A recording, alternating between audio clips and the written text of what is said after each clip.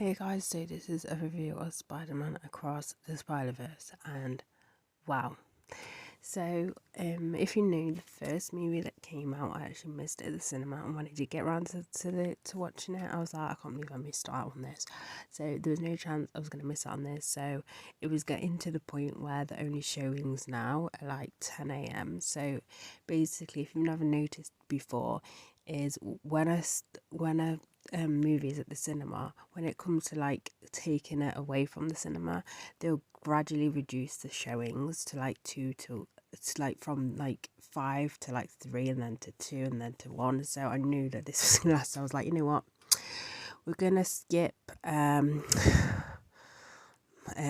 what's the face, Indiana Jones. I'm gonna move on to this one instead because this is not gonna stay any longer at the cinema. But anyway, so first off, like the previous film, I really like the art style with this one. They've upped it up again. But so before I get into that, the plot is basically into the Spider Verse. So it's, at first you think it's like a rehash of the Spider-Man movie. I can't remember the third one. I can't remember what that one's called now. And you think, oh, it's another kind of different, like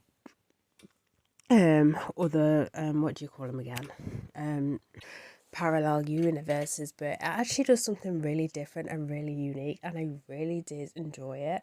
So as I said, it looks into the Spider-Verse, so it kind of hits a little bit on the first film, but this one it goes into a lot deeper, and how it's kind of like a big like organization kind of thing, and it links up to the comics as well. So if you're a massive fan of the reading comics and stuff like that, and the Spider-Man comics, you'll enjoy this.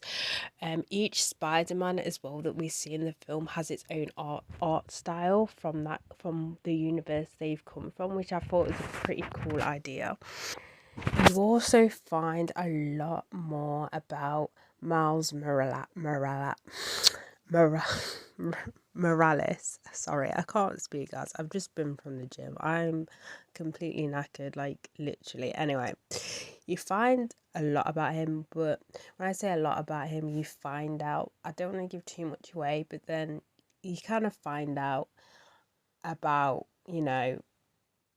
his kind of origin story without it, like it was supposed to be different, if that makes any sense. But you find more, it goes in more detail with Gwen Stacy.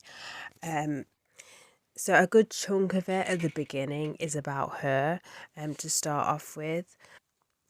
But as I said before, the art style I just love. It some parts it's kind of a bit not confusing with the eyes and stuff, but it kind of at some parts it gets a little bit jarring, if that makes any sense. When it comes to when it comes to the villain Spot, oh my god, I love that villain so much. Like it just has so much what's that word? Charisma. That's it. It has so much charisma. I'm like, yeah, I dig this guy. So the way this film ends as well, which is just, it's just such a trope, one of those tropes when it comes to comics and when it comes to the end of the issue, because it all get kicks off and everything, and then it ends and it's like, to find out more, wait until the next issue.